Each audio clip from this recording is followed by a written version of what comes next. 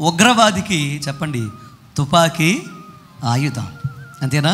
తను నమ్మిన సిద్ధాంతానికి, తను చావడానికైనా చంపడానికైనా ఏంటి ఆయుధం చెప్పండి? తుపాకీ ఆయుధం. ఒక పాత్రికేయునికి తన చేతిలో ఉన్న కలము ఆయుధం. చెప్పండి, ఒక జర్నలిస్ట్కి తన చేతిలో ఉన్న ఒక కలము లేదా పెన్ తన ఆయుధం.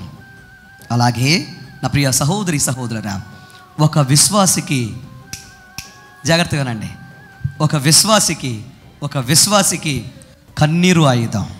చప్పట్లు కొట్టి బిగ్గరగా దేవుని నామాన్ని కనపరచండి. నా ప్రియ తమ్ముడు, చెల్లి, ప్రియ సహోదరి సహోదరుడు, జాగ్రత్తగా వింటున్నారా? కన్నీరు విశ్వాసికి ఎంత ప్రాముఖ్యమైనదో తెలుసా మీకు? కన్నీటి అనుభవాలు ఎంత బలమైన నా ప్రియ సహోదరి సహోదరులు అనుభవాలు తెలుసా మీకు? చాలామంది అనుకుంటారు ఈ కన్నీరు, ఈ యొక్క భయంకరమైన వేదన, ఈ దుఃఖము నా జీవితములో ఇది శాపం అనుకుంటారు. కానీ కన్నీటి లోయలో కార్చే అద్భుతమైన వ్యధతో నువ్వు చేసే ప్రార్థనలు ఏం చేస్తాయి తెలుసా? నీ జీవితములో నీకు నిధిలో నుండి, ఏ నిధిలో నుండి? కన్నీటి నిధిలో నుండి నీకు ఆశీర్వాదాలు తీసుకొస్తాయి.